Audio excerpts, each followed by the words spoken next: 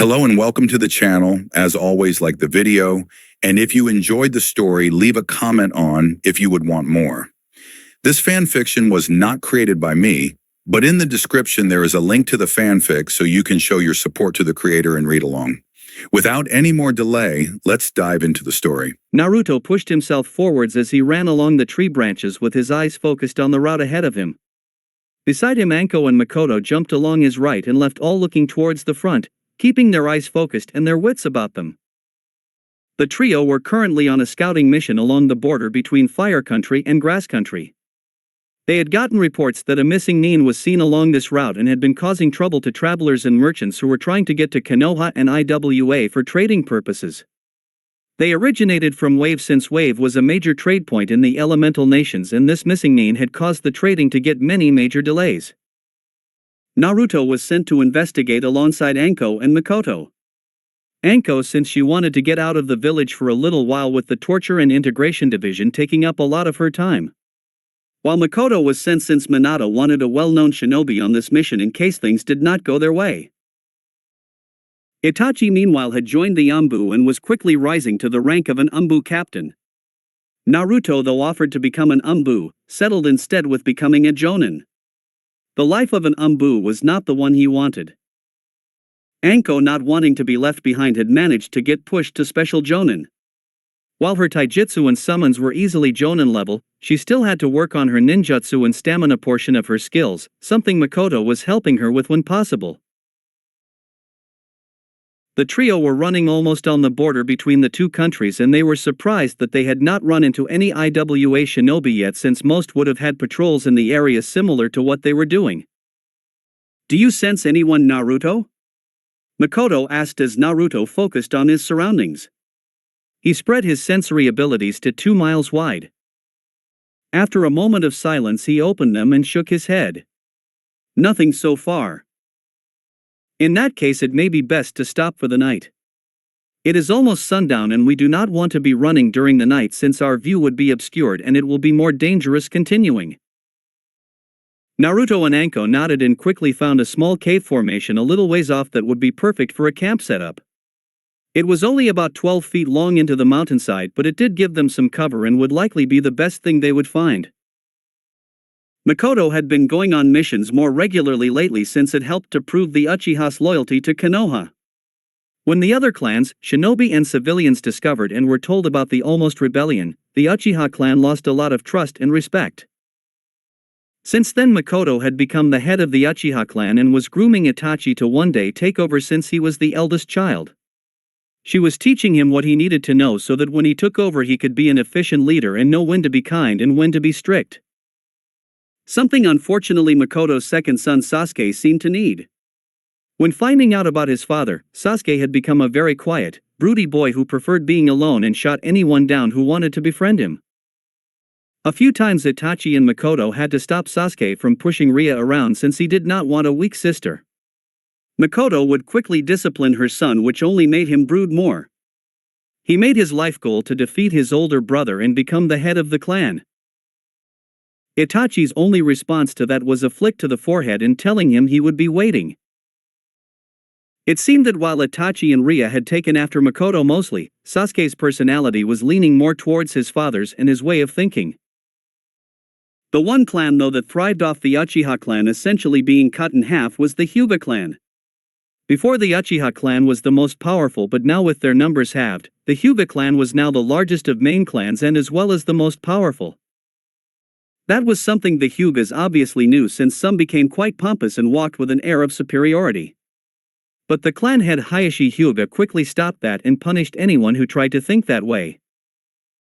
The Hyuga clan head may have been strict and most times cold, but he refused to have his clan looked down at because of a few members trying to act better than everyone else. "Naruto, you find us food whilst Anko and I will set up camp. You know what to do if anything goes wrong." Naruto nodded. "Throw a kunai in the air with a flare seal strapped to it." "I got it," he said as Makoto nodded at him and watched him leap into the bushes. With Naruto searched the nearby wooded areas and managed to come across a small river about 8 feet wide and went up to Naruto's knees. He guessed it must have connected to one of the bigger rivers and towards a lake since he found it was teeming with fish. I was hoping to find a deer or maybe some rabbits, but I guess this will do, he said as went into the river. He closed his eyes and sensed the fish in the water as they gently and quietly swam past him. Waiting for a few moments, his hand suddenly struck the water, and a moment later his hand left the water and had a fish in his hand. Smiling, he threw the fish onto the riverbank, and he copied this movement 5 more times until he had about 6 fish all resting on the riverbank. Nodding and thinking to himself, he just stood in the water for a few moments as he took in the clean air of the forest. He enjoyed the forest when it was peaceful and in a strange way felt one with it. Whether that was because of his Mokuton or it was just him. I should get back. No doubt Anko and Makoto will want their dinner. Anko after all has a stomach that seems endless. He thought, though the same could be said about him. Stretching his arms and cracking his shoulders, Naruto got out of the river and shook his legs, making small splashes of water hit the dirt and grass. He picked up the 6 fish 3 to a hand and began walking, though before he could move a chakra signature appeared to his surprise coming from behind him. He frowned when he felt it was panicked and possibly injured from the erratic feelings he was getting from it. A moment later a second, stronger signature appeared and quickly determined that the first signature must have been running from the second one. The second signature was definitely Jonin level, while the first was lower than a Jonin but a bit higher than a Chunin. Looks like they're about a mile away, he thought, and could feel the stronger of the two closing in fast. Biting his lip, Naruto quickly made a shadow clone. Go back to Makoto-sensei and Anko, tell them what I have sensed. I will put a flare kunai in the air when I have arrived to where the 2 signatures are. The clone nodded and took the 6 fish before he ran back to the camp, while Naruto turned, made sure his blade was strapped to his side before he pushed off as quick as he could and towards the location. As he ran, he could sense the 2 signatures getting closer and closer before he felt the first suddenly stop, almost like it was making a last stand. The second drew closer and flared its power. Naruto ducked under some branches and moved quickly and quietly through the trees, hardly leaving a mark on the branches from how fast he was going. Pushing off from the trees, he quickly found himself very close to the 2 signatures and found that they were in a small clearing. He poked his head through the bushes as quietly as he could and observed who the 2 signatures were. He first focused on the stronger of the 2. He was a man in his late 20s, maybe early 30s, and had blue eyes with a darker ripple around the pupil, waist-length green hair with the top 2 bangs falling down on his cheeks on each side, and having dark fleshy lips. He wore a gray hooded mantle with 3 red stripes. Under the mantle was a dark brown sleeveless vest falling to his knees where the inside was purple, a light brown belt, a light gray pants. All over his body were various protective bandages on his chest and legs. Naruto knew who he was from the studying the bingo books. This man was Raiga Kurisuke, a missing nin of Kiri, former member of the 7 Swordsmen, wielder of the dual swords Kiba, and a ranked shinobi.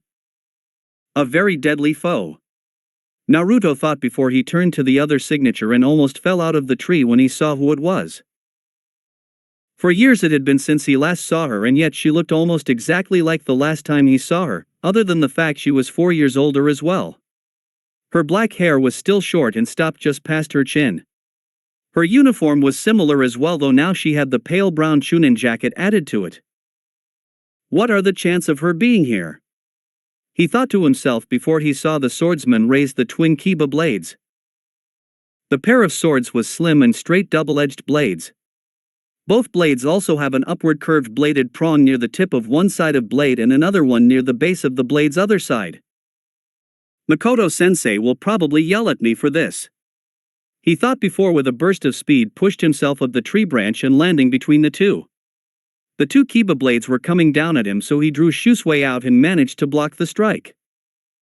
When he blocked it, he threw a kunai into the air, making the flare, though no one was paying any attention to it. Naruto's interference caused both to be surprised seeing another shinobi nearby, though Kuratsuchi had her jaw hanging open as she looked at Naruto. What is he doing here? Raiga though pushed himself away a couple of meters and looked at person in front of him.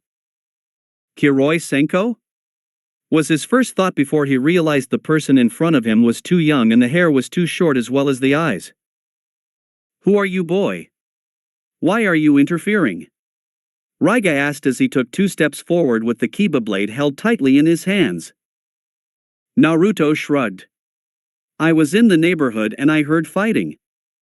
I came to check it out, and you can imagine my surprise when I find a member of the 7 swordsmen fighting an injured Iwa Kunoichi. So why interfere?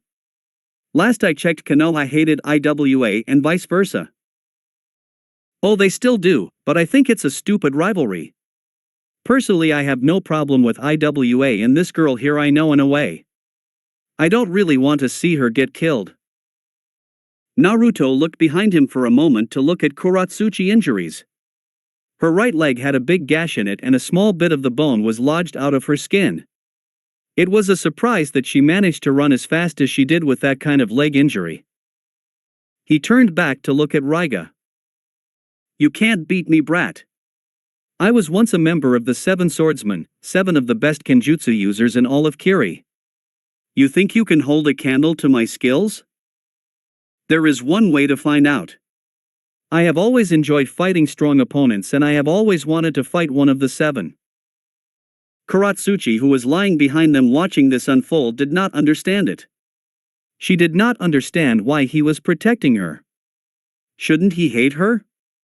After all, Iwa and Konoha were like oil and water. They just don't mix. As Naruto readied himself again, he felt his Kagebushin from earlier disperse, and now knowing that Enko and Makoto were on their way. Kuratsuchi. Naruto called, getting her attention. If you can move, then I suggest you move out of the clearing unless you want to get involved in your current state. He said. Kuratsuchi gave him a mild glare, but quickly dropped it before she did her best to crawl away. Focusing in front of him, Naruto's eyes went slightly wide when he saw Raiga now just a few feet from him with the Kiba blades coming down on top of him. He quickly brought Shusui up and blocked the strike and held it there as Raiga slowly began pushing him back, using his superior physical strength against Naruto. As Naruto got pushed back, he releases the hold from the 2 blades and ducked a swing. He then cocked his fist and threw it towards Raiga's side. Raiga though saw it coming and jump a few feet away only to see the punch caused a crater to form into the ground. I have to watch this one carefully. He thought, now recognizing that Naruto was not some run-of-the-mill shinobi. Raitan or Raikyu. Raiga said as a ball of lightning formed in his hands and he threw it towards Naruto. Naruto though saw the ball coming. Futon, de Tapa. A burst of wind shot forward stopped the lightning ball dead in its tracks and making the lightning dissipate. Naruto pushed off from the ground and went to deliver a hard kick to Raiga's stomach. Raiga, however, caught Naruto's foot and twisted it, making Naruto's body twist in air before he fell to the ground.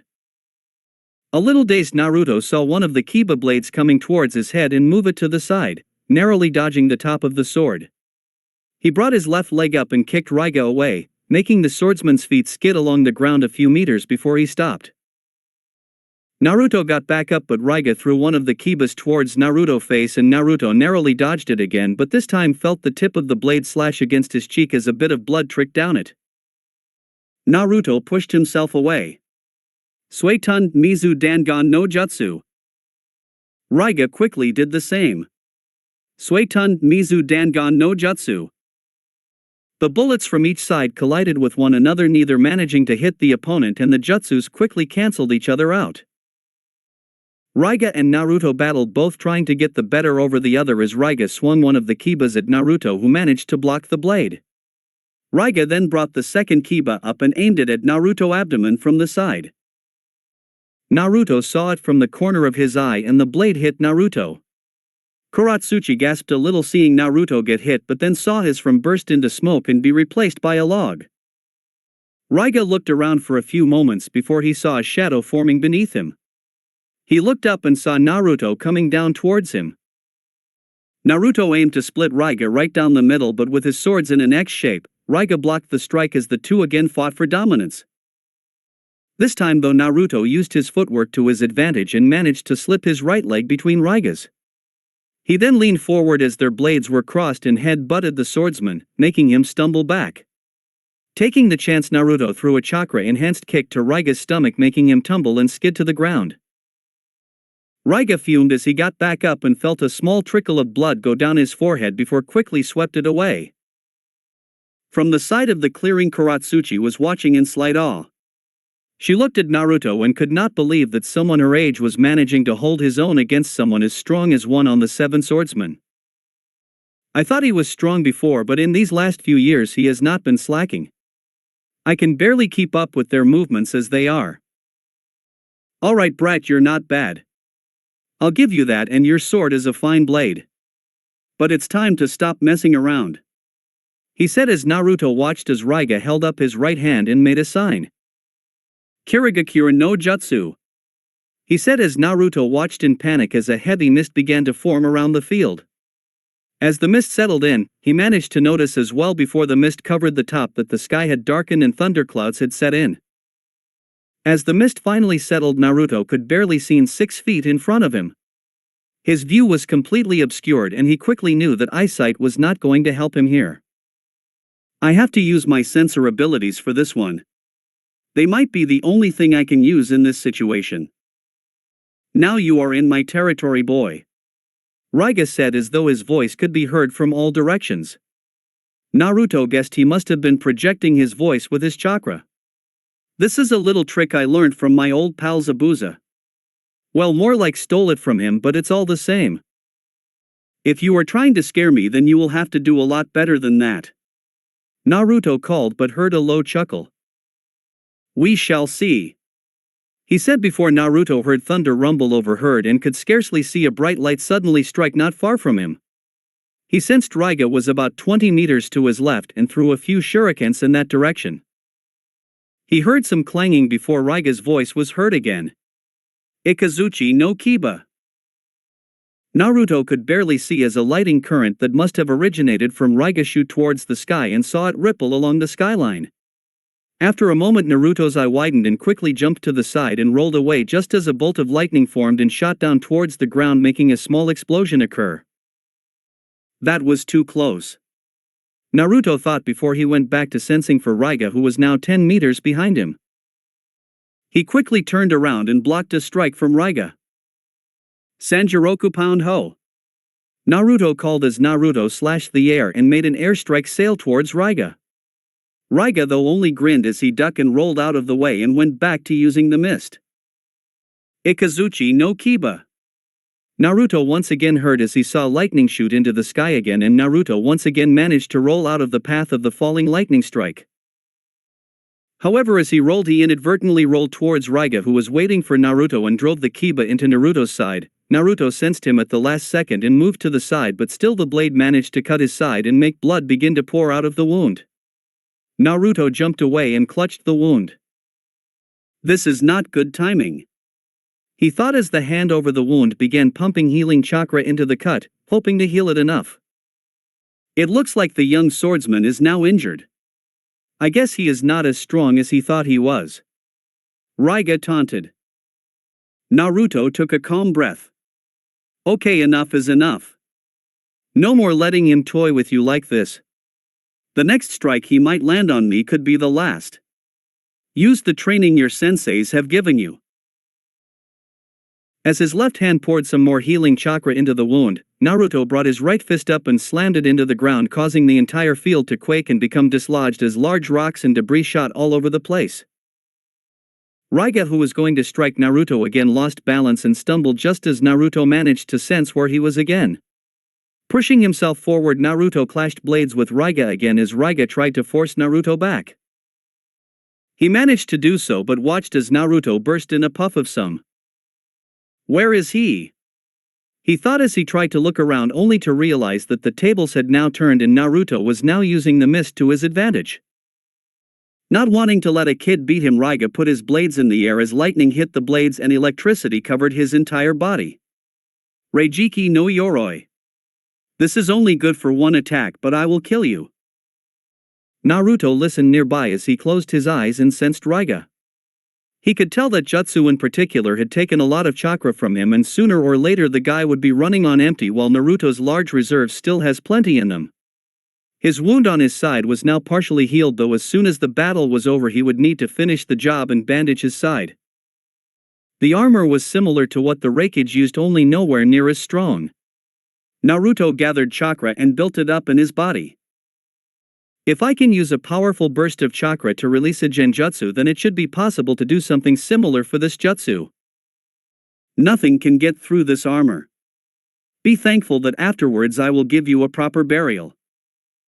I'll pass. Naruto thought before he gathered earth chakra in one hand and water in the other. He slammed them together and was thankful that the mist was in full effect. Mokuton Naruto Chikuyari, he said silently and grinned as moments later he felt Raiga become panicked and a loud cry echoed out. Where is he? Raiga said to himself as he looked all around for Naruto, hating that he was now the one being toyed with. Trying to get a lock on the young shinobi, Raiga was about to push off towards where he thought Naruto was, but before he could move, he felt two sharp objects pierce into his ankles, going straight through the bone. Ah! Raiga cried out as he dropped one of the kibas, making the lightning around him disperse and leave him. He crouched down as his hands held his ankles. Pain was shooting along his ankles like fire. From afar, Naruto heard the dropping of a blade and used this moment to his advantage, and perhaps now would be a good moment for him to use a new technique of his. Itoryu Komenbachi, he said as he ran towards Raiga and jumped into the air. As he descended down towards Raiga, he positioned his blade into a stabbing position. Coming down from the air, he saw Raiga stand up shakily and at the last moment saw Naruto coming down towards him. He tried to move, but his ankles were in too much pain. He tried to block it, but he was too slow and his last technique had taken a lot out of him. Naruto's blade came down upon him and went straight through the right side of his chest. Naruto stood like that for a moment as his sword impaled the former Kiri shinobi before he drew it out and put Shusui back into its sheath. He then gathered a big amount of chakra before a few moments later he released it all. The result was what he wanted as the mist around him began to disappear and clear up. As it faded, he saw that beside Kuratsuchi were Anko and Makoto, both looking worried. Though he saw Makoto's shocked look when she saw Raiga slumped to his knees on the ground. Whoa! He heard Anko say as Kuratsuchi nodded from her seat on the ground. I wondered when you two would get here, he said. He saw Makoto look at him with a scowl on her face, but then saw her attention focus back behind him. Turning around, his eyes widened when he saw Raiga starting to stand up and grabbed his two kiba blades. Wow! What a guy! Now I know why he was a member of the Seven. This is not over yet, brat. Now until one of us is dead on the ground. Raiga managed to wheeze out even though his hands were barely able to hold the two blades. From the side, Anko was about to step forward but stopped when Makoto put an arm in front of her. This is not our fight, Anko. This is a battle between two swordsmen. If we intervene now, then we would only shame them both. This will most likely be Raiga's last stand. She said. They saw Naruto turn back around and grip his sheath as he got in a position that all three recognized. The whole field was silent as the two Kenjutsu users stared at one another. Raiga, despite the pain in his ankles, ran forward as the kibas lit up, covered in lightning again. Every step he took sent waves of pain through his ankles, but he ignored it for this last moment, knowing it might be his last. He swung his blades down. Rario no Tatsumaki. As he closed in, Naruto closed his eyes and put his hand on the handle of the Shusui, and once Raiga got close, he snapped them open. Itoryu Iai Shur Sun.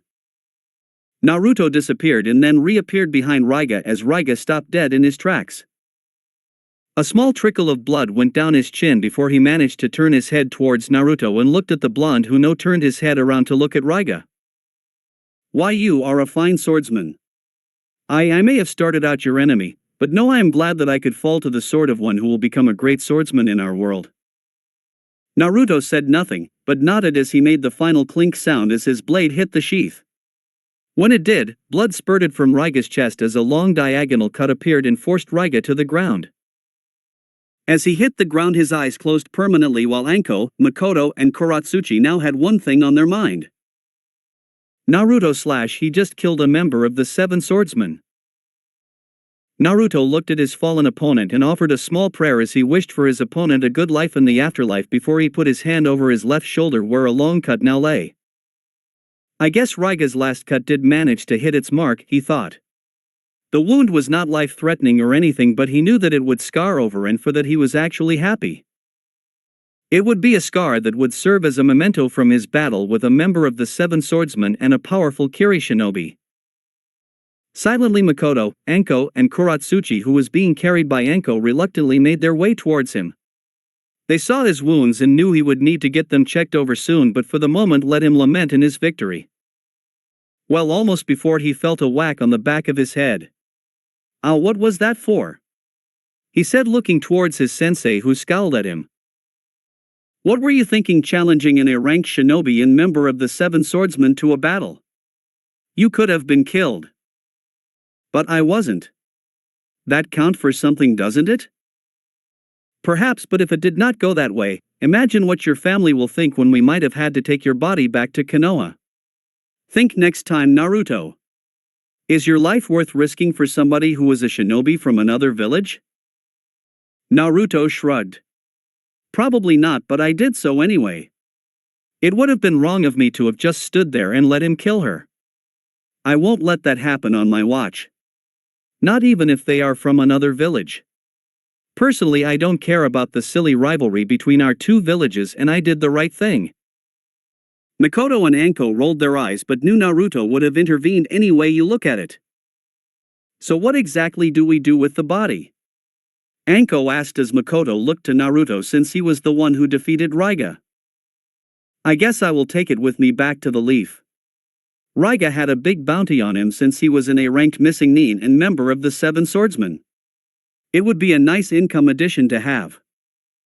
Plus we now have the Kiba blades to deal with," he said as he walked over and went to pick the twin blades up, only for a new presence to appear and land in front of Naruto. The figure was a Kiri hunter nin that wore the Kiri Anbu uniform. He had light blue hair that stuck up straight, and Naruto could sense he was at least Jonin level. On his ears he had talismans hanging from them, and behind his mask he could sense one of his eyes was different from the rest of him. Makoto and Anko prepared themselves as Makoto clutched her tanto in her right hand while Anko readied to bring out a snake summon. The figure stood in front of Naruto and looked down at the 14-year-old before looking at Raiga and shook his head. "What is it you want?" Naruto asked as the hunter nin edged a bit forward as Makoto and Anko took a step forward while Kuratsuchi just watched as she held onto her leg. "The Kiba blades.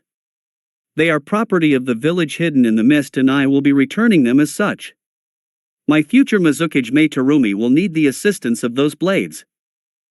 Everyone looked at him in confusion. "I thought the Mizukage was Yagura of the Three Tails?" "He won't be for long. Our Kiri rebellion will soon gain victory and Yagura's reign of terror will soon end. The Kiba blades will help in his end, and the nickname Bloody Mist Village can finally be put to rest." Naruto looked towards the Kiba blades that were right in the middle of the two of them. He saw the rebellion hunter nin reach for his kunai pack slowly. Not wanting to cause any problems, Naruto took a step back. The hunter nin took this as a signal that Naruto would not take the blades. He leaned down and picked them up before he sealed them in a storage scroll. But when he went to collect the body of Raiga, Naruto stopped him by putting Shusui to his neck. "I don't think so. I triumphed over Raiga and I will be collecting his bounty. This will not be Toleradash. Listen, buddy. If you have not noticed, you are outnumbered 3-1.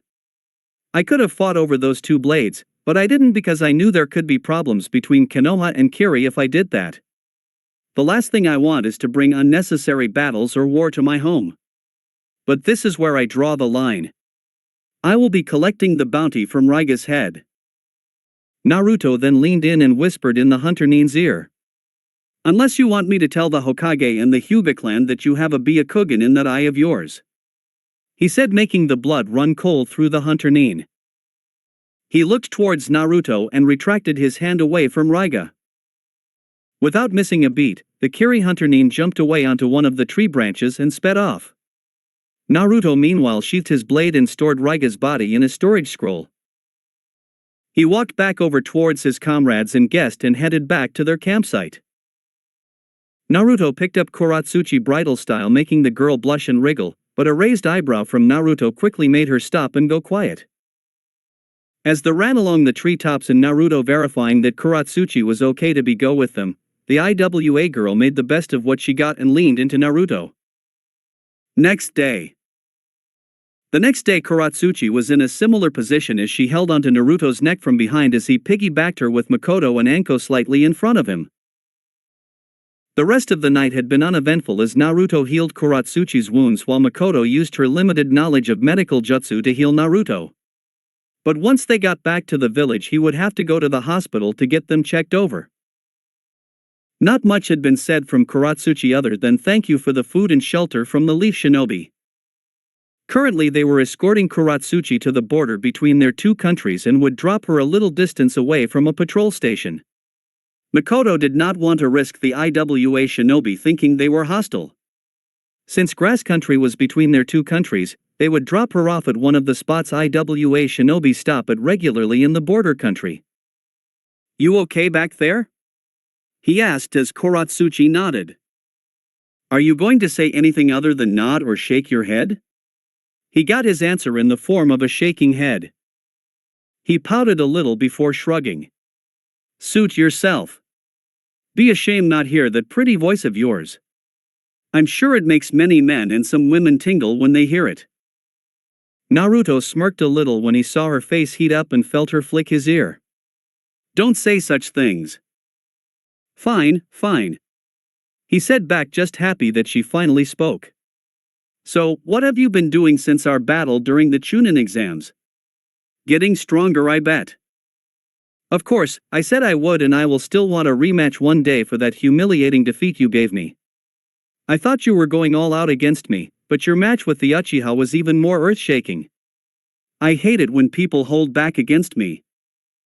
Hey, you can't blame me for not going all out. I had a genius Uchiha to go up against. I needed some tricks up my sleeve and I could not reveal them all in the match with you." Kuratsuchi huffed. "Yeah, well, don't think you're going to win next time. I will show you how strong I have become. My father and grandfather have both been training me non-stop for the last 4 years." Naruto nodded. "Well, when you want your rematch, then I will be happy to give you it." Kuratsuchi nodded back. She turned to look at Anko and Makoto and could see they were both looking at her from the corner of their eyes, obviously making sure she did not try anything. "So why did you help me?" she asked as she saw Naruto turn his head to look at her. He shrugged again. "Why not? I mean, I know we are from two different villages that happen to not like one another very much, but I could not just let you sit there and die. You do know that most would have just let it happen, right?" "I know, but I guess I am not like most people. Most people would say that, thinking they have something different that make them stand out." "True, but I guess in my case it is true." Kuratsuchi looked at him before she nodded again and leaned closer towards him as she looked into his violet eyes. She had to admit that his eyes were very beautiful. Since she knew the yandere has blue eyes, she guessed he inherited his violet eyes from his mother. That, and she would also admit that he was quite handsome. She looked over towards Makoto and Anko again to see that they were not watching them anymore. Gathering a bit of courage and hoping no one found out about what she was about to do, she leaned over his shoulder more, which made him look towards her.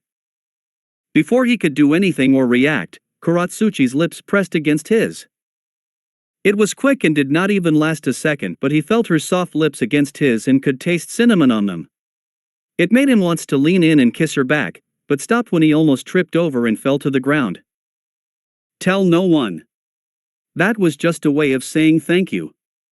Don't look into it," she said before she looked away. Naruto could not say anything since he was too gobsmacked to even respond, so he settled for nodding. He then turned back in front of him and kept running along the treetops. The group stayed silent for the rest of the time before they eventually reached the spot where they would drop Kuratsuchi off. She was able to walk slowly towards the patrol station and she watched as the trio of Leaf Shinobi left the area. Though she saw Naruto turn his head to look at her and the two just looked at each and their faces went a little red and heat up before turning away.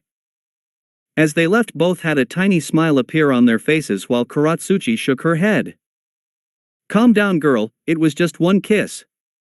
A kiss you initiated," she thought before making her way to her destination. Naruto meanwhile thought similar things. It was just one kiss. It did not mean anything, right? Konoha 3 days later.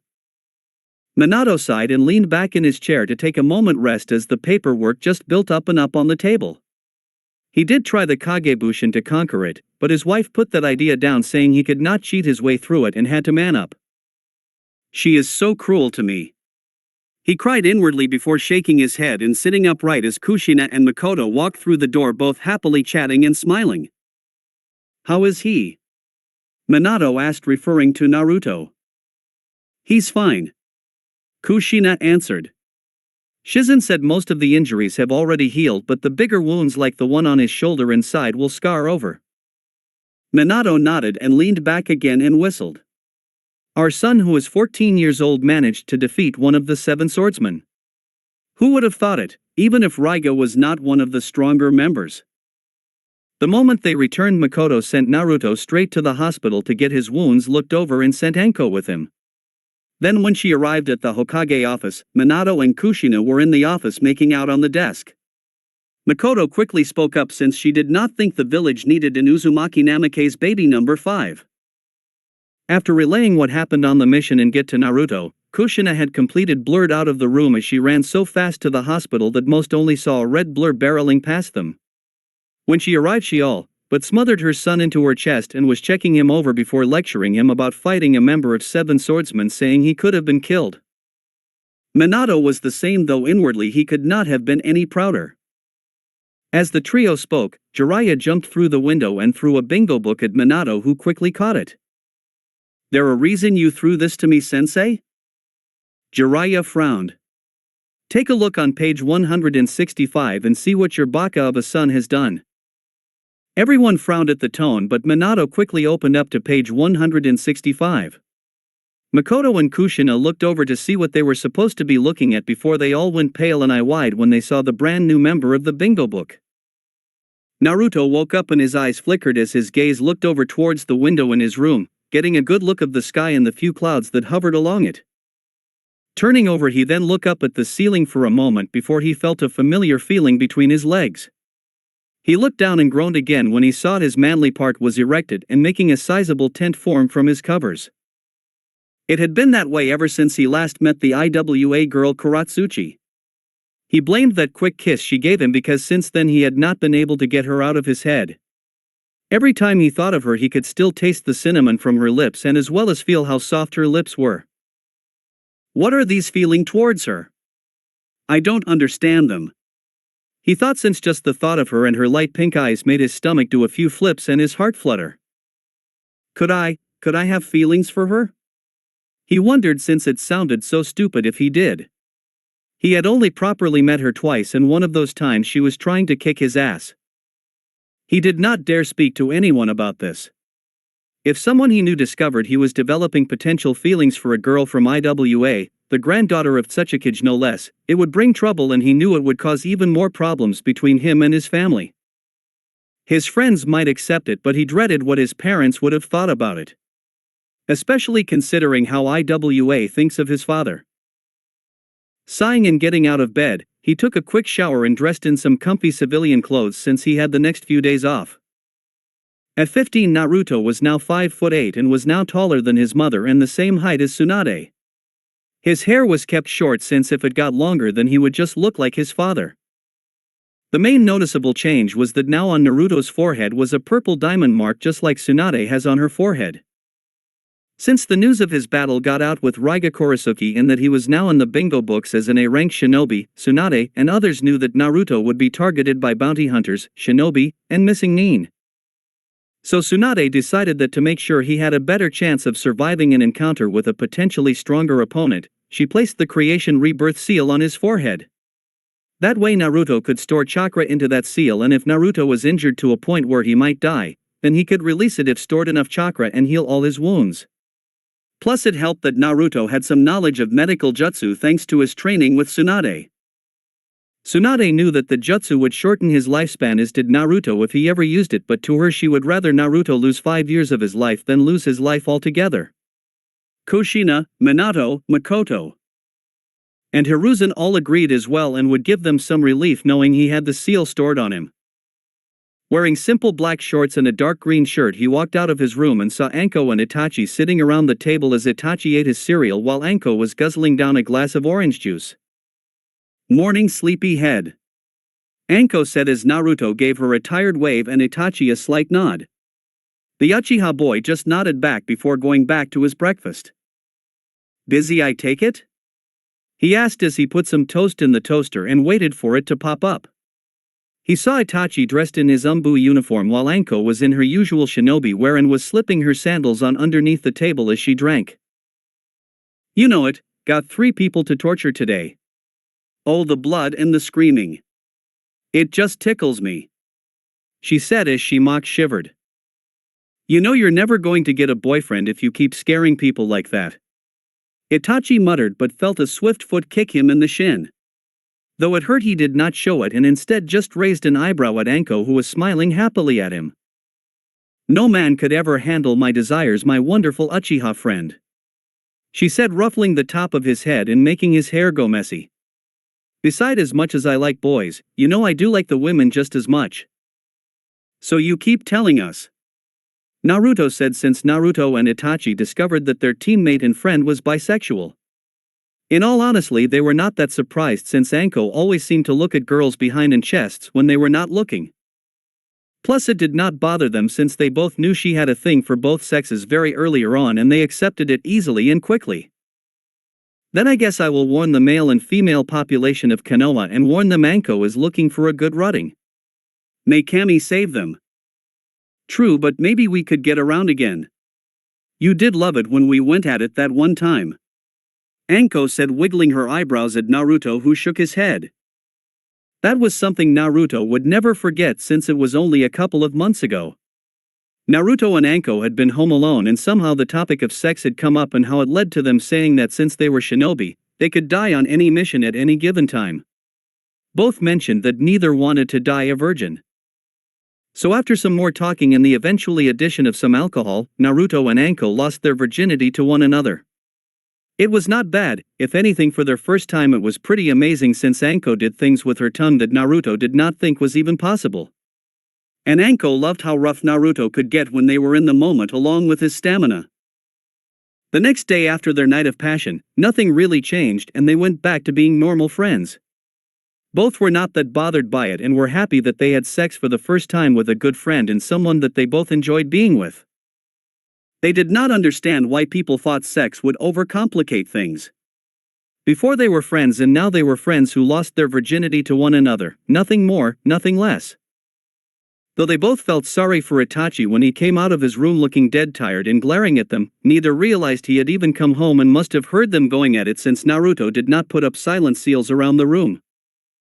I thought we agreed never to mention that again, Itachi said as the two chuckled before Naruto grabbed his toast and went towards the door as he slipped his sandals on. Where you headed? Anko asked. Just to the messenger tower. I have not checked it in a week, so I thought I would do it now. Can you check mine, please? She asked, giving him the puppy dog look, making him roll his eyes before nodding. As thanks, she blew him a kiss before getting back to her breakfast. Leaving the apartment building, Naruto walked at a leisurely pace as he greeted and waved to a few of the civilians and other shinobi. He saw Kurenai and Asuma sitting with one another and talking quietly to each other. When they saw him, they gave him a wave hello, which he happily gave back. As he walked down the path of the Leaf Village, he stopped at a small cafe he made regular stops to and bought his morning coffee. As he walked out, he sensed two small figures barreling towards him from behind. Quickly turning around and opening his arms, he held strong as two blonde blurs smashed into him and hugged him close. Naruto and II. Mito and Eiji both called as they smiled up at their big brother, who still held them, and began walking with the two 10-year-olds, one in each arm. We haven't seen you in ages, Nissan. Where have you been? Eiji asked while Mito was giving him a mixture of a pout and a glare, wanting him to answer quickly. You better answered Nissan or I'm telling Kachan. Mito piped up, making him roll his eyes. If you must know, then I have been on a lot of mission over the last 2 months, so I have not been home much. But now I have a few days off, which if you want I am sure I can give up to spend the day with you two munchkins and Mina-chan. Besides, why are you two not at the academol at the moment? Last I checked, Thursday was a school day. Irika-sensei was not well and Mizuki-sensei got pulled out due a mission. So we got the rest of the week off. Eiji answered as Naruto nodded. The twins both nodded eagerly as Eiji hopped down from his brother's arms and walked beside him while Mito climbed up her brother and got on his shoulders. You comfy up there? He asked as Mito nodded her head before the trio began walking again. They talked and chatted happily as they asked him about what kind of cool missions he had been on lately and if he could teach them some new jutsu. Apparently they were getting bored in their class since Irika just babbled a lot and lectured too much. Though they did train from time to time with their parents, Kakashi and Jiraiya, it was only like training and nothing cool in their own opinions. Naruto made it fun when he showed them a thing or two and would turn it into a game. They eventually arrived at the messenger tower, and when they got to the top, the twins went straight to petting the various birds that were kept up there and fed them little treats. Naruto smiled at them as he collected his and Anko's messages. He put Anko's away into his back pocket and took a quick look at his own. It was only 2 pieces, one of which was from a weapons dealer from Iron Country, since he liked being kept up to date about the latest chakra metal weapons they developed over there. He then looked at the second message and immediately he turned serious, since on the front of the letter was the royal emblem for the fire daimyo. The fire emblem was not difficult to recognize, and he knew if he was getting some kind of message from the royalty of Fire Country, then it must have been extremely important. Opening it, he quickly began reading it. As he did, the twins looked over and saw Naruto's face look gobsmacked and suddenly have the need to sit down. Both went over to try and look at what the parchment said, but Naruto kept it close so that no one else could read it. The twins then resorted to climbing on his shoulder with their curiosity growing, but Naruto then stood up, making them fall on their butts. Oni-chan, what does it say? Mito whined while Eiji pouted, both hating being kept out of the loop. Naruto looked at it again for a few moments before looking at the twins. It is nothing to concern yourselves over. Do you know the way back home? They both nodded yes, but still looked confused. Good, you should both go home. I need to go get some advice about something. I will see you both later, he said, patting them both on the head before he took off quickly. Both the twins watched him go. Oni-chan is so weird sometimes, Eiji said as Mito nodded in agreement. With Naruto. Naruto ran across the rooftops as quick as he could before he landed in front of the Uchiha clan compound and quickly ran forward. He gave a quick wave or nod to the Uchiha members that knew him before he arrived at the main manor house. Approaching it, he saw Makoto sitting on a porch reading while Ria was by her feet coloring a picture. Makoto looked up and smiled when she saw her student coming towards her and placed her book down. Hello Naruto-kun, this is a nice surprise. I was not expecting a visit today, she said happily, but looked at him in concern when she saw his serious but nervous look on his face.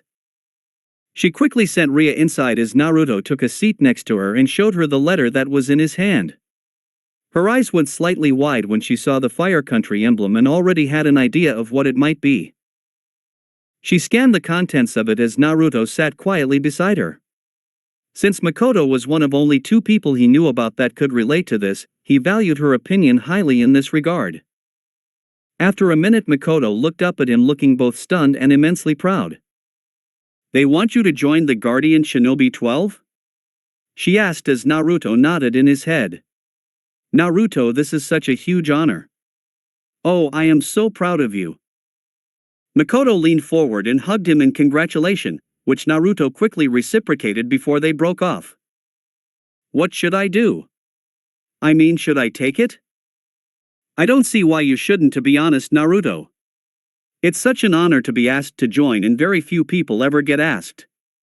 They only ask those that the royal family recognize as the best or will one day become the best. The fact that you have been asked means that they recognize you as someone who has and will go on to do great things. I guess. Naruto answered, looking down at the letter. Plus it says they just want me there for 3 years, possibly longer if I choose to stay on longer. I would be back by time I'm 18. Then what has you doubting it? Makoto asked her student. Naruto was quiet for a moment before answering. My life is here in Konoha, my family, my friends, my colleagues. Not seeing them for 3 years kind of scares me a little. I know it sounds silly, but I would be on my own if I go. When I am in trouble or need help, then I have people here to fall back on. You, Itachi, Enko, Jiji, Tsunade-sensei, Shizen-ne-chan, Cousin and Tusan. Makoto nodded and she understood. Every time Naruto left the village for a mission, he was either with a team or with people he knew. Now if he went, he would be going on his own. As strong as Naruto was, the one thing he always hated was being on his own, and Makoto knew that. Don't use your head for this, Naruto. That is the best advice I can give you on this, she said as he looked back at her. If you use your head, you will overthink it and start weighing the pros and cons. Tell me, Naruto, what does your heart tell you to do? Do you want to stay in Konoha, or do you want to go and join the Guardian Shinobi 12 for 3 years? Know now that whatever you decide, you have my full support as both your aunt and your teacher. Naruto nodded and sat there for a moment as Makoto leaned back and just observed her student as he thought it over. In her own opinion, she wanted him to go because she knew it would be good for him. It helped her become where she was today as a shinobi, and she knew that it would do wonders for Naruto. It would start him on his path to becoming a shinobi that will rock the foundation of their world just like so few before him had done. He had the potential. It was one of the reasons she wanted to be his sensei. So she could say that he was her student and that she helped turn him into the great man she knew he would become. 10 minutes passed as the silence between the two was uncomfortable as Makoto waited for his answer. Then just as she sat forward, Naruto turned to look at her and gave her a small smile. I think I want to join the Guardian 12. Makoto had a look of pure happiness, and from her eyes you knew she was proud. Then you have your answer, and I think you have made the right one. This is an offer that will only come to you once in your lifetime. So many before you have turned it down, like your parents for example, Kakashi, Jiraiya, and Tsunade as well, and I always think they made the wrong choice. Leaving the village and joining the Guardians 12 for 3 years when I was 17 was one of the best decisions I made because it helped me grow as both a person and as a shinobi. I know it will work for you as well. Naruto leaned over and placed his head on his teacher/aunt's shoulder as she patted his head. Thank you, Makoto-sensei. You're welcome, Naruto. That's what I'm here for. Later that day. Since his talk with Makoto, Naruto then went to Asuma since Asuma returned from being a member of the Guardian 12 2 years ago, and Naruto could see how much Asuma had both matured and how much stronger he had become. He was now one of the strongest jonin in the village. Speaking with Asuma, the son of the Sandaime Hokage congratulated Naruto on being asked and spoke with him for about an hour as he told him his time in the group and how it was 3 of his best years as a shinobi. He wished Naruto luck and told Naruto that he had made the right choice. Now Naruto had another job to do. Tell his family. Thankfully it was easy to do since his family were all having dinner at the Namikaze household. He told Itachi and Anko earlier that day, and the two had both congratulated him and wished him the best of luck. He had their blessings, which was a relief since he did not want his two best friends thinking he was just up and leaving them. He was sitting beside Shizen as his family were all round the table.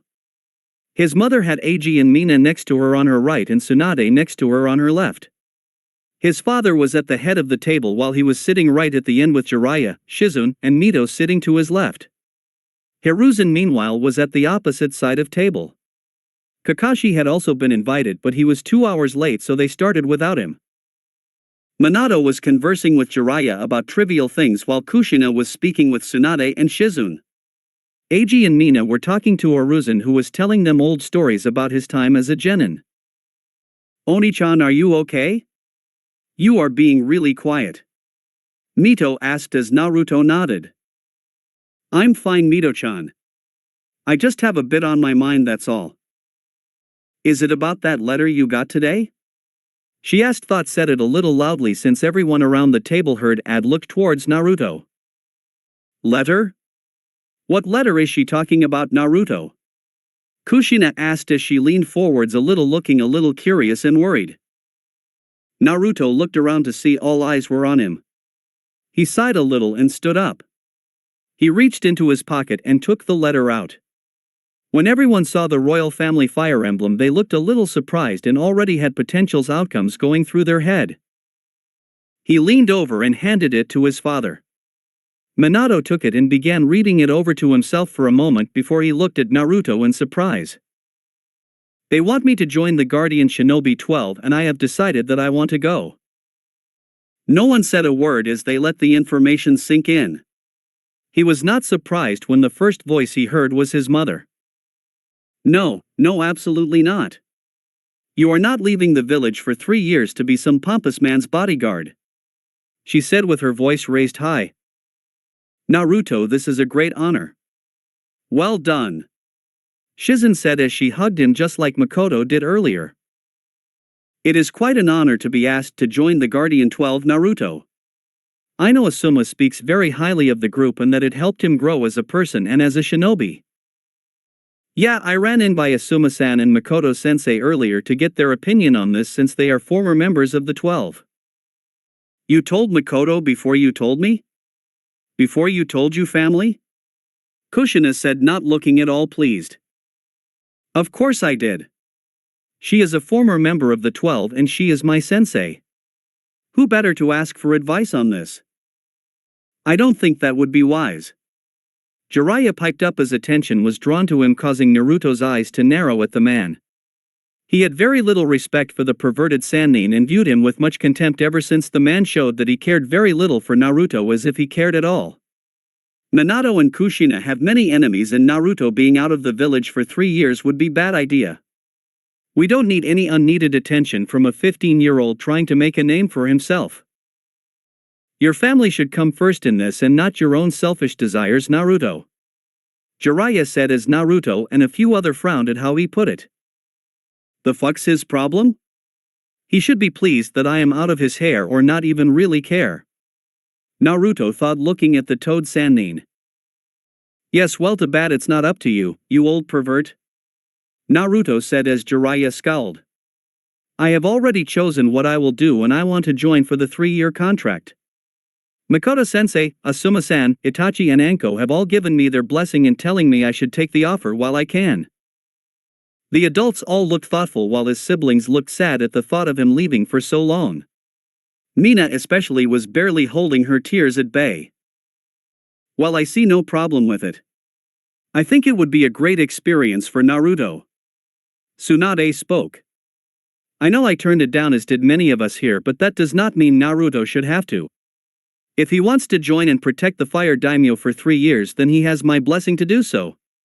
She then smiled at her student, making him smile back at her. You already know my answer, Shizen said, ruffling his hair, making him pout a little before smiling again. And you already know mine, Jiraiya spoke, not bothering to look up from his dinner. And you know mine. I don't want him spending 3 years out of the village allowing Kami knows who to try and hurt him. Kushina spoke firmly, making sure everyone, especially Naruto, knew what she thought about this. Naruto then turned to Hiruzen, who had a contemplative look on his face. After a moment of silence, he took out a small piece of paper, wrote something on it and handed it to Naruto. Naruto then looked it over. Who is the king of the Hidden Leaf Village? It was a question that he had asked Asuma before he left for the Guardian 12, and a question Asuma had failed in answering. Now he wondered if Naruto would fall for the same answer or give the correct one. Naruto looked it over before he wrote his own answer down and gave it back to Hiruzen, who looked it over. Everyone else was looking in curiosity to what was being messaged between the two. The children and the next generation of shinobi of the Leaf Village. Seeing the answer and knowing it was the correct one, Hiruzen smiled and nodded at Naruto. You have my blessing to go, Naruto.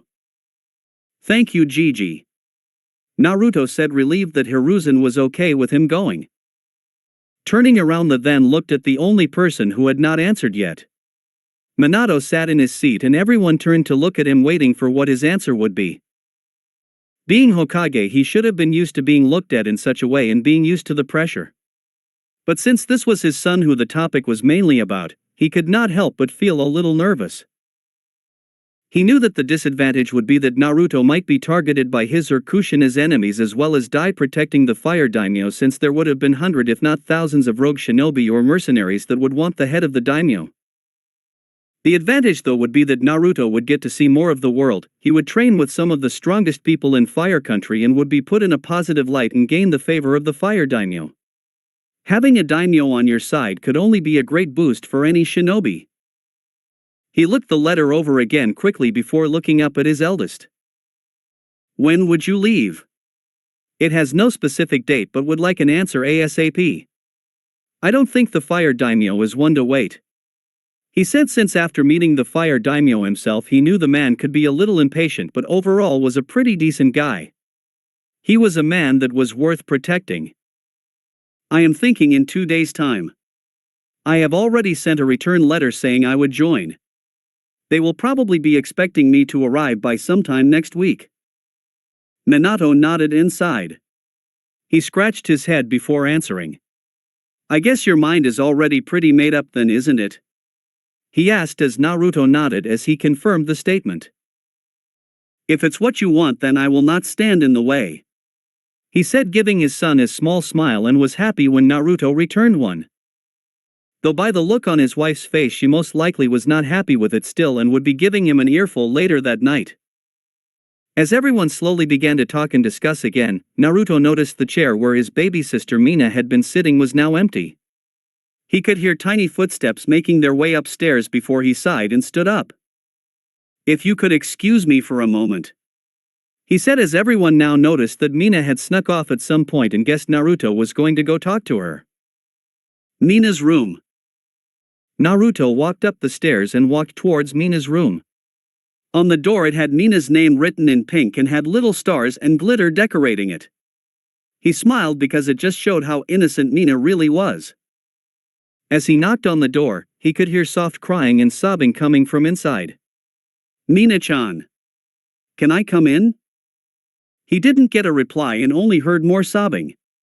Turning the handle gently he opened the door and stepped inside. Looking over towards his sister's bed, he felt his heart ache when he saw his little sister curled up in a ball as tears ran down her cheeks and her face looking red and puffy. Mina-chan. He said softly as he went towards her bed and kneeled beside her, going down to her level. He pushed a strand of hair out of her face and gave her a soft pat on the cheek. Please don't cry, my little Haim. It hurts seeing you so upset. She sniffled as she ran her hand across her nose. Naruto pulled a tissue from a small tissue box on her bedstand and had her blow her nose before he wiped away some of the tear from her eyes. As he sat on the bed, he felt her get up and crawl onto his lap. She put her head on his chest and wrapped her arms around him as her little legs dangled off the side. I don't want you to go. I don't want you to leave me. Naruto sighed and out his head on top of hers as he hugged her back. I know it might be weird without me around, but it will only be for 3 years. Then I will be back and we will be together again. You need to understand, Mina, that this honor I have been given only comes around once in a lifetime. If I don't take it then I might always regret missing the opportunity. She sniffled again, but he felt her nod her head. Besides, you know I would never leave you anyway. I'm always with you even when you don't realize. She turned her head to look up at him with a confused look on his face. He just smiled as he nuzzled his nose against hers, making her smile and giggle a little. I'm always right in here, he said, tapping her chest with his fingers. Just like you will always have a very special place in mine, a special spot that no one will ever take. Mina tapped his chest like he did to hers as Naruto nodded. You want to know a little secret, Mina-chan? He whispered into her ear. Mina nodded her head eagerly, wanting to know the secret. Out of all the people that I care about in the world, you are the person I love and care about the most. But don't let Kazan or Mito-chan find out or they might get jealous. He whispered in a hushed tone, making Mina giggle again before she leaned up and gave him a big kiss on his cheek before she just sat with her big brother and enjoyed his warm cuddles.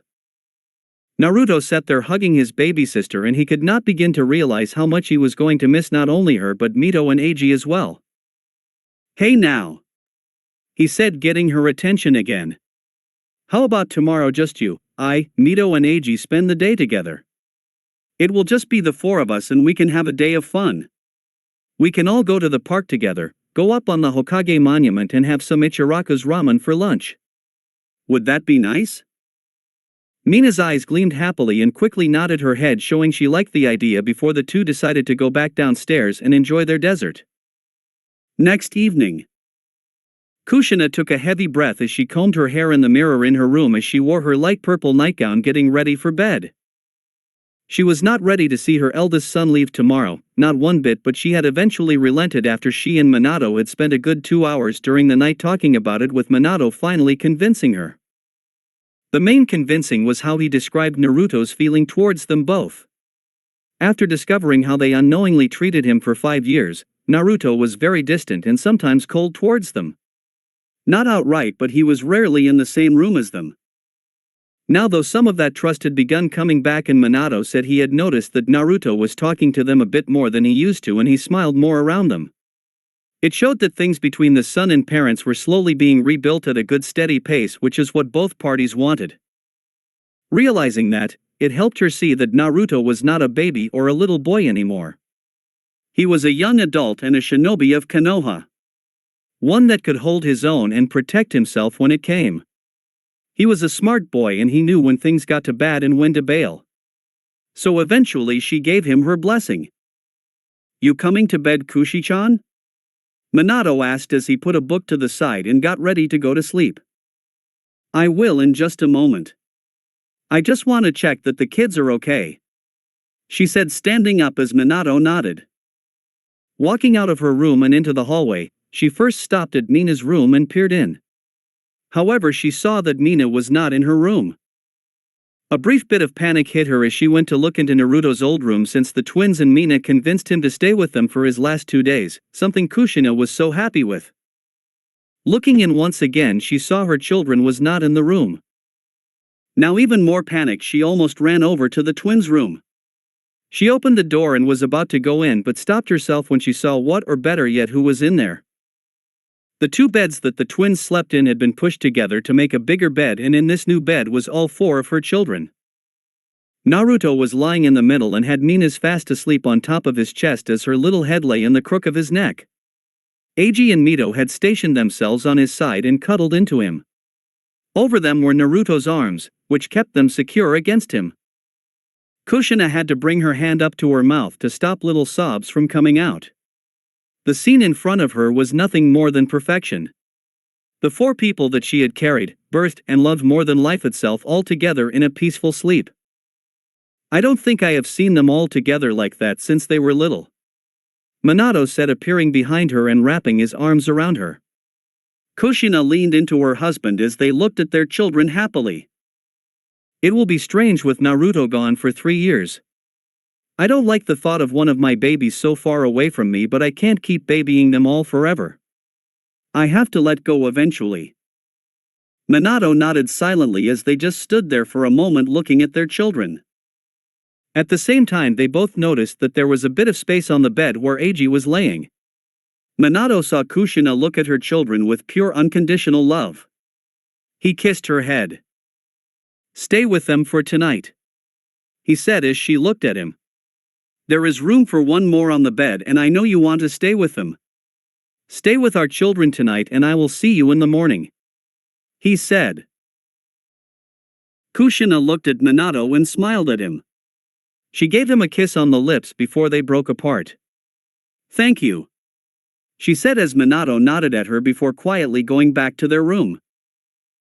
Closing the door behind her, Kushina walked towards the bed and quietly tucked into the bed and laid on her side. She wrapped her arms around Eiji and felt her youngest son lean into her as she kissed his head. She saw Naruto's hand just beside her and gently held his hand into hers. She felt him squeeze back slightly and not reject it, making her happy. She leaned down on the pillows and slowly began to fall asleep. She could spend any night in the same bed as her husband, but just for tonight she wanted to sleep beside her babies and keep them where she could see them. Next morning, Naruto stood in front of one of the Konoha's main gates with a rucksack slung over his right shoulder that had various clothing and some storage scroll contained inside it. The gates were wide open, ready for him to set off and make his way to the fire capital. Behind him, Minato, Kushina, Eiji, Mito, Mina, Tsunade, Shizen, Hiruzen, Makoto, Itachi, Enko, Hate, Yugao and Hana all stood there as they waited to see him off. He first said his goodbyes to his friends as he shook hands and one shoulder hugged Hate and Itachi while the girls gave him full hugs and a peck on the cheek. They reminded him to get stronger because when he came back to the in 3 year, they will have advanced forward a lot. Next was Shizen, Makoto, Tsunade, and Hiruzen. He hugged all three of them as Hiruzen gave him some parting advice as well as a few elemental type jutsu for him to master. Hiruzen also told him that when he returned, he would be looking forward to a future spar with his surrogate grandson. Naruto was more than happy to accept. Shizen gave him some healing cream and ointment that should last him a year, maybe longer depending how much of it he needed. She let a few tears slip as she kissed his forehead and reminding him to stay safe and not to get too overly confident. Makoto wiped a stray tear away as she hugged her student and kissed his forehead as she thanked whoever was listening that she got to be part of this wonderful young man's life. Tsunade did the same and gave him a kiss on the head as well as pass over the Shodame Hokage's necklace to him, which surprised everyone. "I know you will be the first to break this curse," she said before she discreetly slipped a storage scroll into his cloak as she hugged him. "That scroll contains some of my grandfather's Mokuton jutsu. The time away will be the best time to begin fully practicing your bloodline." Naruto nodded before he eventually got to his family. His father was first who brought Naruto in for a hug. Naruto accepted the hug as father and son stood there for a moment before breaking apart. Minato put his hand in his pocket and gave Naruto one of his three-pronged kunai. Naruto looked at him as if ready to say no, but Minato beat him to it. "Just in case," was all Minato said. Naruto hesitated for a moment before nodding and slipped the kunai away into his cloak. He knelt down to Eiji, who sniffled a little. He put his hand on his little brother's head. "With me gone for the time being, I need you to be the one to look after our sisters. Do you think you can handle it?" Eiji quickly nodded and gave him a confident expression as he slipped his pinky around his brother's, making a pinky promise to protect their sisters. The two brothers hugged for a moment before they broke apart. Next was Mito, who was teary-eyed, and Naruto quickly brought her in for a hug as she sobbed a little. "I'm going to miss you," she said through her sobs as Naruto gave her a sad smile and kissed the top of her head. "I'm going to miss you too. But it won't be forever. I will come back, and when I do, I want to see how much my little sister has improved in her shinobi skills. Remember to practice every day and don't get lazy or sloppy," he said as Mito nodded and went in for another quick hug before Naruto turned to his littlest sister, who had the hiccups as she cried. "My little Minaheim. Don't cry. Remember what I told you," he whispered to her as she hugged him tightly around the neck.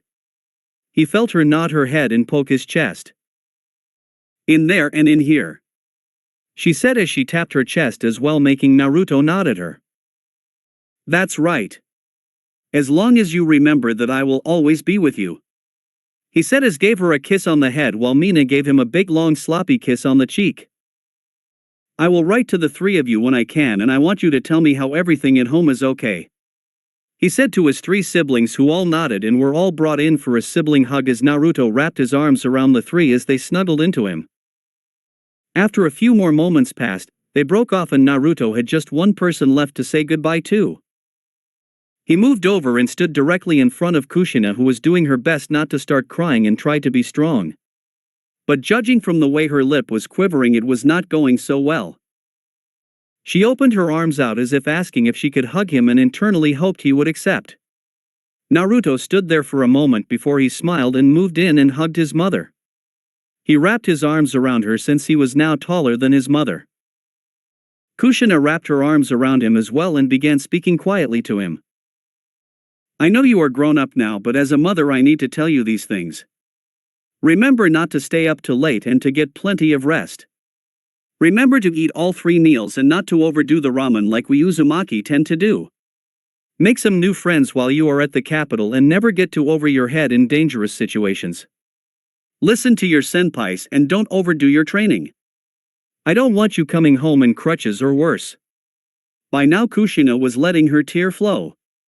But most importantly, be happy and know that I love you so much. I know I have not been a very good mother to you and I have made some horrid mistakes, but you are my first baby and I see how special you are now. You are my first child and therefore you are a piece of me. She sobbed as she kissed the side of his head. Come home safe and come back to me. Those who were close that heard her words smiled as they wiped some stray tears out of their eyes.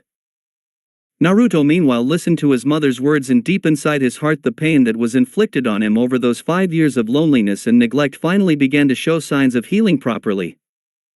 He hugged his mother tighter, kissed her on the cheek and spoke 4 words that he had not said in so long. I love you, Ka-chan. Kushina let out a little gasp and her body shook at hearing those words and hugged him even tighter as she stroked the back of his head while Naruto leaned into his mother, finally enjoying the warmth from her just like he did when he was a child. Letting out a few sniffles, they finally broke apart as Naruto gave her one last smile before he turned around. 2 Anbu escorts stood patiently waiting as they readied to escort him to the capital. Nodding to the 2 Anbu, he walked towards them and made sure he had everything before turning back to look at everyone. I will see you all in 3 years. He said as everyone waved back at him and said more goodbyes before Naruto and the 2 Anbu leapt into the trees and left. As the large group turned around, Minato comforted his wife and began walking back to their homes. They would have seen Naruto turn his head one last time to look at them, letting his tears run down his face, knowing he would not see these wonderful people for 3 years. Naruto's feet skidded along the ground before he managed to halt himself. His arm came up and wiped away a dribble of blood that ran down his chin and spat out some more to the ground. I knew this was going to be a good spar. It's not often I can let loose like this and really push myself, he said as he eyed his sparring opponent from the other side of the field. His opponent was an interesting-looking man who had the appearance of a monk. He was a bald man with dark eyes and very thick eyebrows.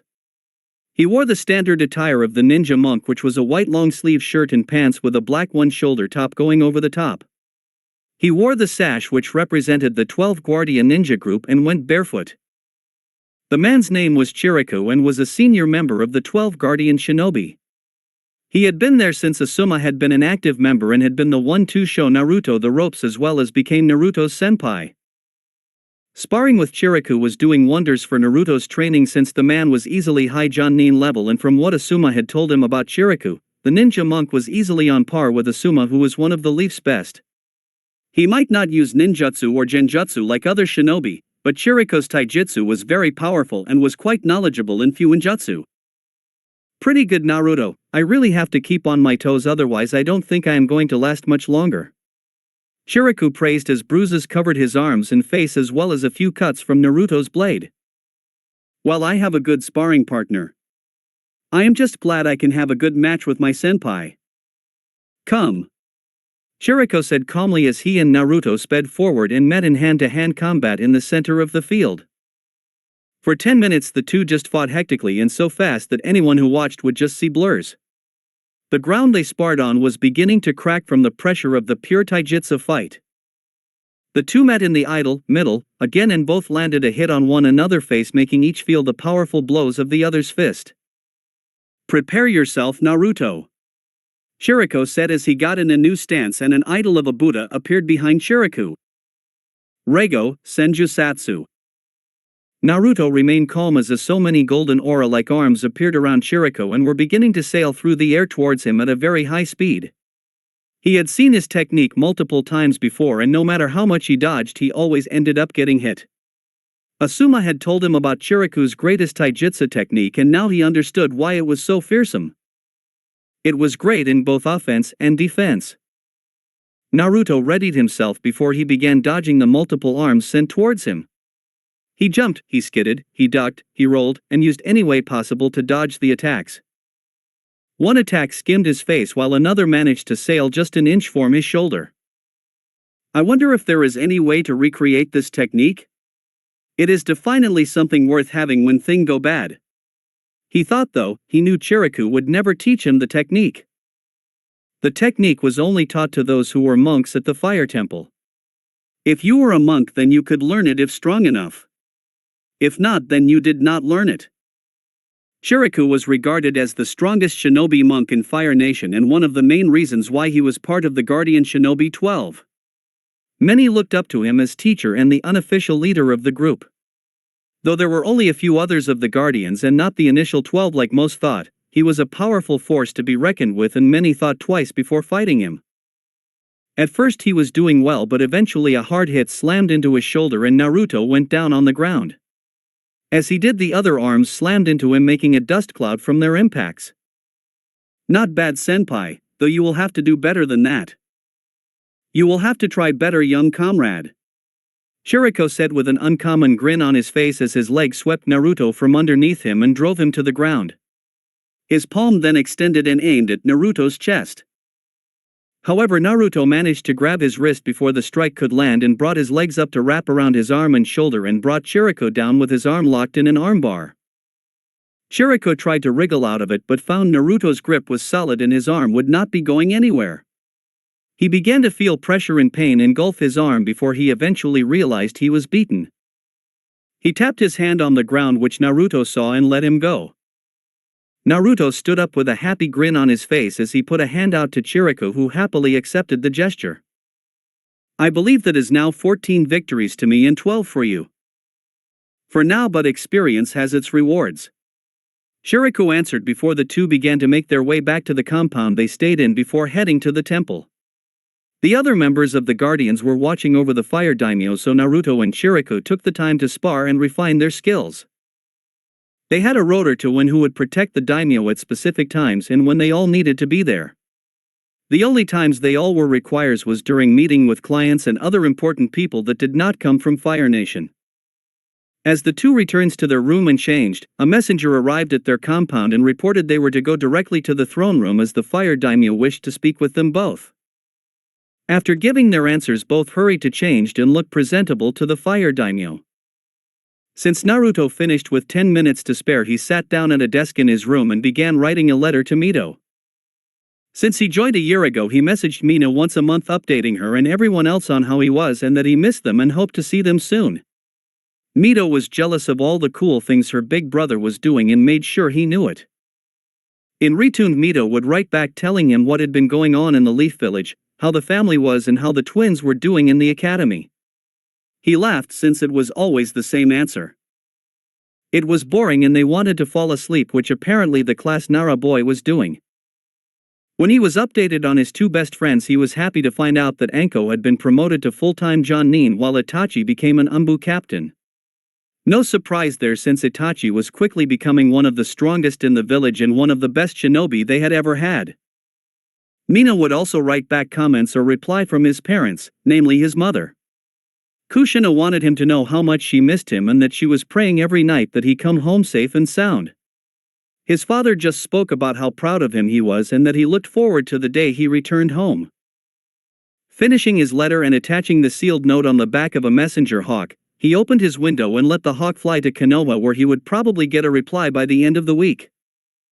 Wearing his shinobi gear, which was a simple gray shirt with black shinobi pants and sandals with his Guardian 12 sash currently around his waist, he left his room and made his way to the throne room.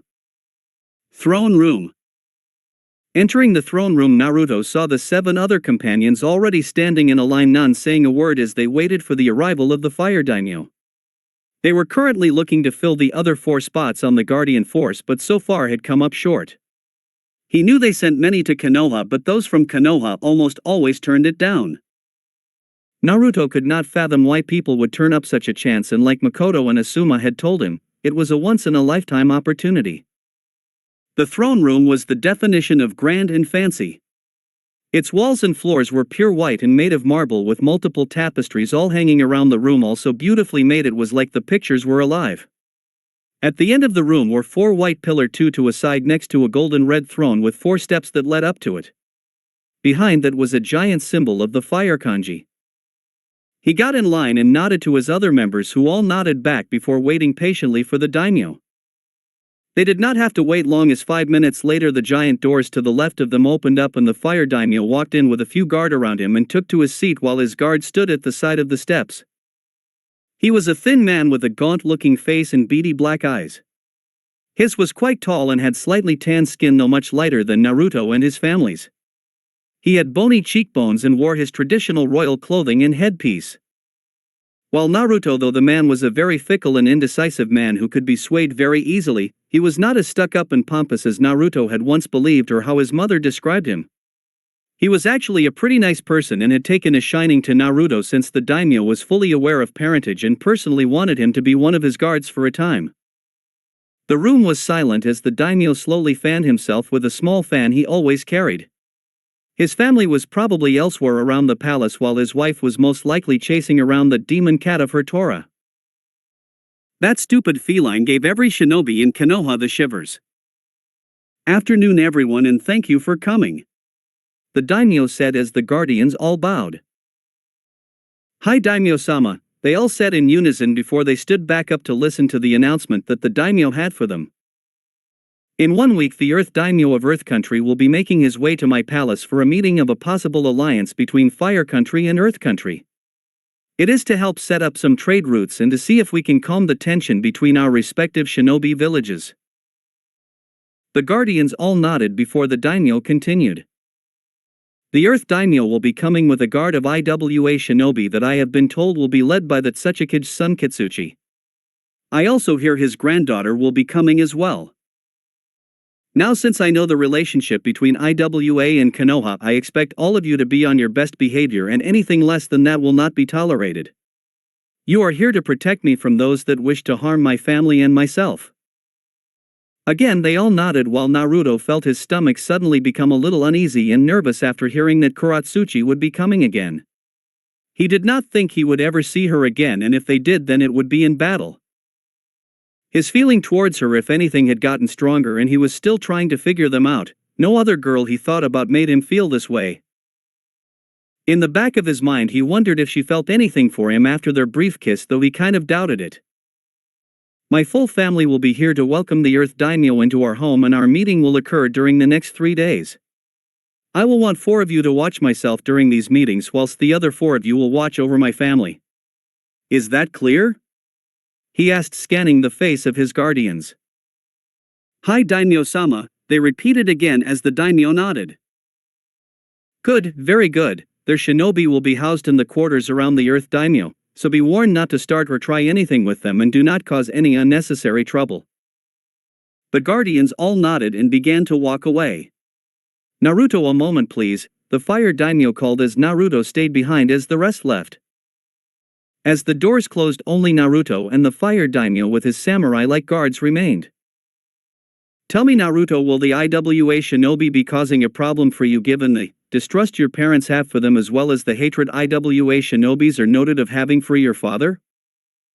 Naruto was surprised that the daimyo asked, but quickly shook his head. "No daimyo-sama, it will not cause a problem. I have personally had no problem with IWA shinobi, so as long as they do not start any trouble with me then nothing will happen between them and me." "Very well, I was going to possibly send you home for the week if there was a problem, but since you have assured me there will not be one, then I will expect you to be on your best behavior when they arrive next week." "Yes, daimyo-sama. You have my word, nothing will happen during the Earth Daimyo's stay here." The daimyo nodded before waving his hand and giving Naruto the okay to leave. Naruto did just that and headed for the throne room doors as the daimyo got up as well and left via the doors he came through with his samurai-like guards with him. Naruto could sense 2 of his fellow guardians protecting the daimyo from the rooftops as they did their jobs while Naruto had a few hours off before his watch was on.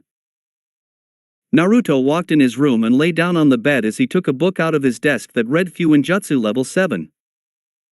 Opening up, he began reading before he internally sighed at the thought of the following week.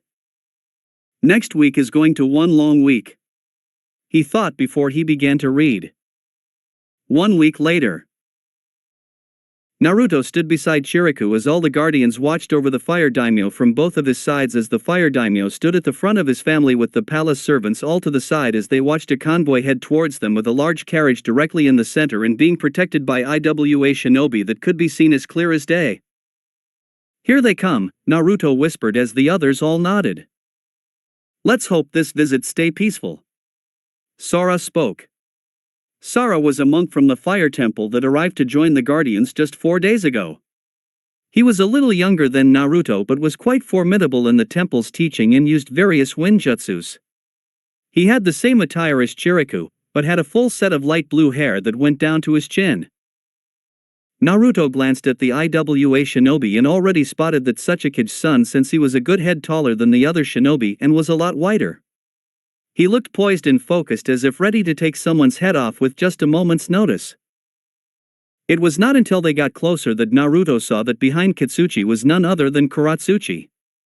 His cheeks reddened a little since she was more beautiful in his opinion than the last time he saw her. Her hair was a little longer as well but not by much and Naruto could not help but notice her breasts were a little larger too.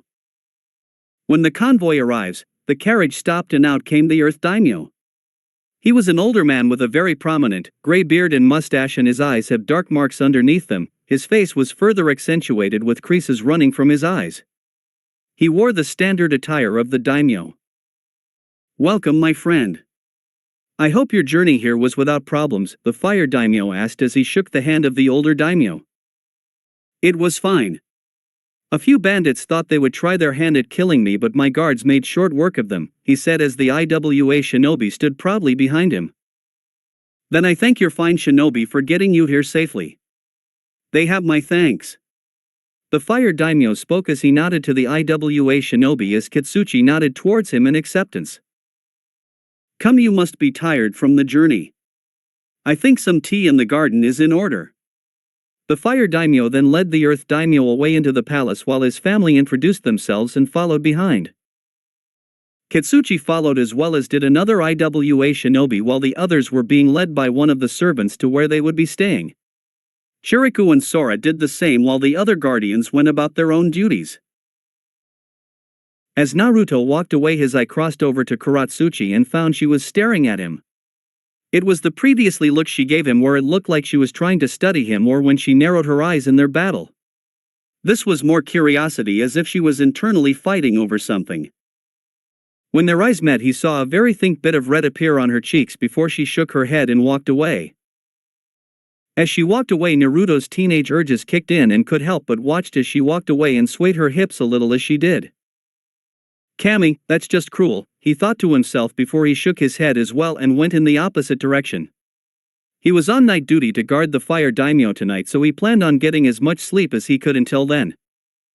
Plus it was always the most boring of all the shifts. That and he thought it was weird to watch over someone when they were sleeping. Next day. Moku Bushin no Jutsu. Naruto called out as he slammed his hands together. On his shoulder wood suddenly began to sprout out from his shoulder and began to form and take a human shape beside him. After a few seconds the wood clone was complete and Naruto took a good look over it. He walked around it checking the features were all correct before he nodded and smiled. "Alright, that's pretty good. No flaws in this one. I think I am finally getting this jutsu down. What do you think, Kiara?" From the side the large form of Naruto's white tiger familiar. Kiara was no longer the small cub he could put on his hand and was now a head taller than he was and was longer than a horse. Her green eyes were still as mesmerizing as before and her large teeth shined as she gave him a toothy smile. "It's about time. You spent long enough on the jutsu. Well, Mokuton is not exactly an easy element to master. It is probably why only one person has ever done it before," he muttered as Kiara yawned and lay on her side. "Wake me up when something interesting happens." "Lazy feline," Naruto muttered before he checked over one of the scrolls Tsunade gave him. He put a little tick next to the Mokuton Bushin before he turned his attention to the Mokuton, Mokujihiki. "Alright, let's try this one out," he said as he memorized the hand seals before sealing the scroll away onto his arm. He dispelled the Mokuton Bushin. Loosening his shoulders up, he was about to slam his hands together when his eyes snapped to the side and suddenly jumped out of the way. He landed a few meters away and saw on the ground where he had been previously standing was now a large glob of lava. He rolled his eyes and turned to the side where he saw a familiar Iwa kunoichi sitting on a tree branch. Was that necessary? He asked as Kuratsuchi grinned at him and jumped over towards him. Well, I had to make sure you had not been slacking. So am I up to par?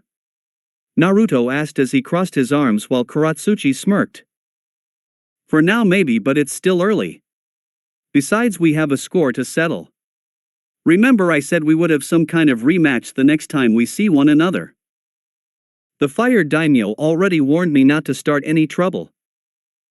The Earth Daimyo told us the same thing, but we are not causing any trouble, we are just sparring with one another. No kill shots though. Fine, no kill shots. Kuratsuchi agreed before she jumped away while not even paying attention to the giant white tigress that sat up looking at the two of them in an odd manner before smiling a toothy grin. She guessed this was the girl Naruto had told her about before and who he had developed some kind of crush on. The two sparred for a lot of the afternoon and Naruto had noticed she had improved a lot. Despite being Chunin, he guessed she was closer to being a Jonin. He put her on par with Anko while maybe a little stronger thanks to her Yotan. Her Yotan jutsu had also expanded and he had to do a lot of dodging and running to avoid melting. Kuratsuchi meanwhile was breathing a little hard. Once again Naruto had gotten stronger than he was before and she was barely able to keep up with him. It infuriated her to know that the gap between them was so large still, but she was resolute that she would catch up to him eventually. She would not allow herself to be taken down so easily. As the Iwa kunoichi ducked a punch from Naruto, she noticed his legs were a little too wide for comfort. Kuratsuchi grinned just as Naruto saw what she had planned. She entwined her legs with his and tried to force him down to the ground. Naruto used his weight to support him and managed to use his superior physical strength to push her back. However, the two stumbled and Kuratsuchi fell to the ground and landed on her back while Naruto landed on top of her. The fall caused the two shinobi's faces to suddenly become only inches apart, their noses even grazed one another. Both Naruto and Kuratsuchi had blushes on their faces and both found themselves suddenly leaning in towards each other. Before they could kiss though, they finally realized what was about to happen and both stopped and leaned back away from one another. Oh, I'm sorry, that was my fault. Naruto said as he got off Kuratsuchi and sat on the ground beside her. Kuratsuchi then sat up and looked away, not wanting him to see her blush anymore. It's fine. It was a sparring match, so something like that happens from time to time. Kuratsuchi said as she tried to get her blush to fade. Naruto nodded and only now noticed that the sun had begun to go down and evening was beginning to fall in. Their sparring match must have lasted a long time since they had started at sparring at 4 in the afternoon. Do you have guard duty? Kuratsuchi suddenly asked as Naruto shook his head. I have already done my shift today. I'm not guarding again until tomorrow morning. Oh, okay. I have the same. I guess I might see you then since the daimyos have another meeting in the morning. Good night, she said as she got up off the ground and started to walk away. However, she did not get far since Naruto's hand grabbed her wrist. His hold was firm, but it was gently as well. She was surprised how soft his hands were. Have dinner with me, he blurted out as his mind began to process what he just said. Oh God, did I just ask that? Kuratsuchi looked as shocked as he felt since she was not expecting him to ask her that. Her blush was beginning to return. Have dinner with him? But this is so sudden. What do I say? She began weighing the pros and cons in her head, as well as thinking what on earth her father and grandfather would say if they discovered she went on a date with the son of the man Iwa hates the most in the world. She was not sure if it was the right choice, but instead of listening to her head, she followed her heart. She saw Naruto look at her with a pleading look before he smiled a little when he saw her nod. Okay. I could get some food right now. That evening, Naruto and Kuratsuchi sat beside one another as Naruto enjoyed his miso ramen while Kuratsuchi ate her shrimp ramen. Both eagerly ate their meals while they made light conversation. So how did you parents take you joining the Guardian 12? From how the Beneheim is described in IWA, she sounds like she is very protective of those close to her and wants them kept in her sight. Yeah, that does sound like Kachan, but then again mothers are like that. Naruto said. She was against it at first, but eventually she accepted it. She just realized I was not a baby anymore and that I could look after myself. It sounds nice. Naruto nodded. What about your mom? Kuratsuchi shrugged. I don't know much about my mom. From what my Tusan tells me, she was a shinobi of Kiri that my Tusan had a fling with. They were together for a while and they had me about a year later of getting together. But then the bloodline purges happened and my Tusan took me to IWA since I had the Yotan bloodline. So you got it from your mom then? He asked as she nodded.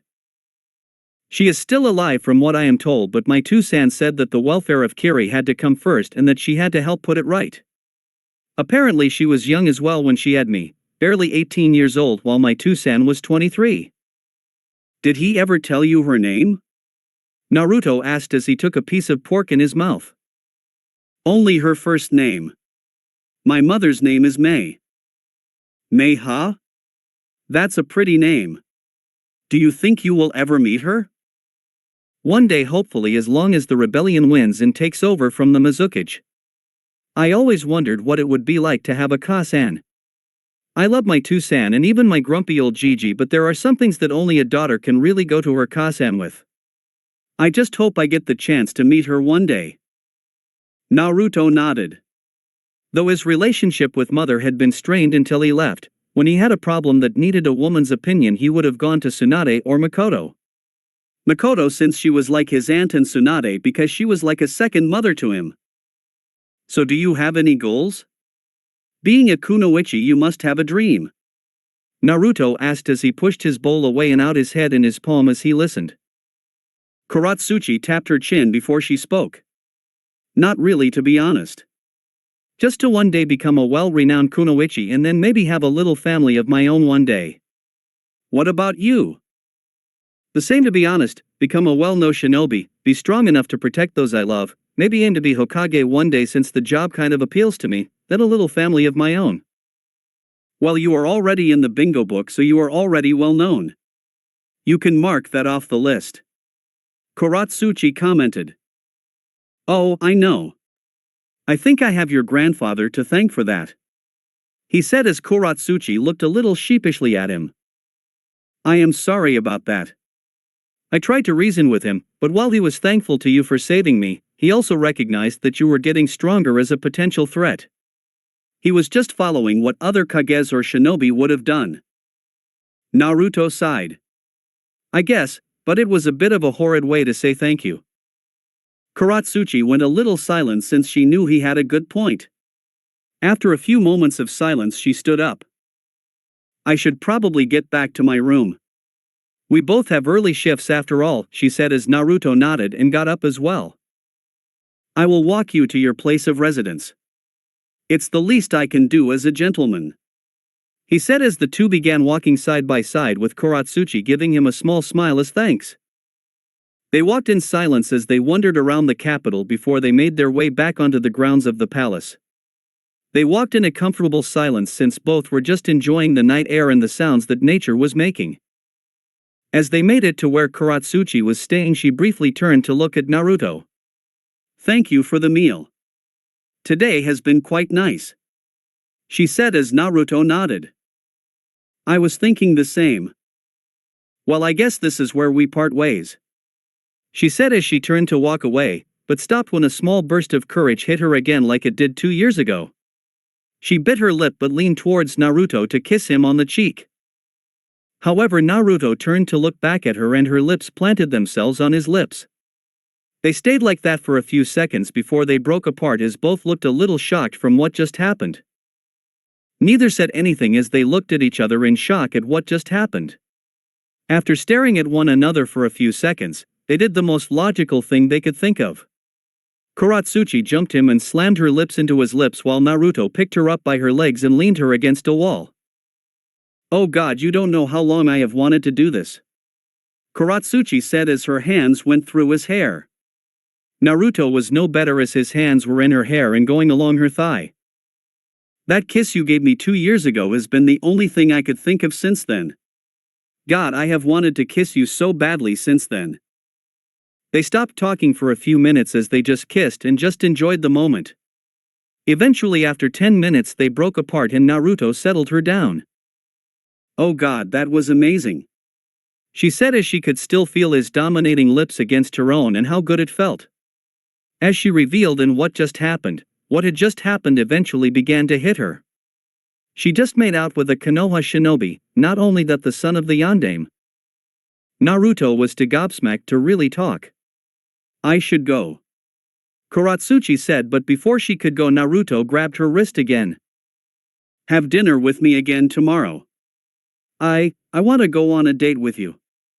A real date, he said as Kuratsuchi tried to find the words to use.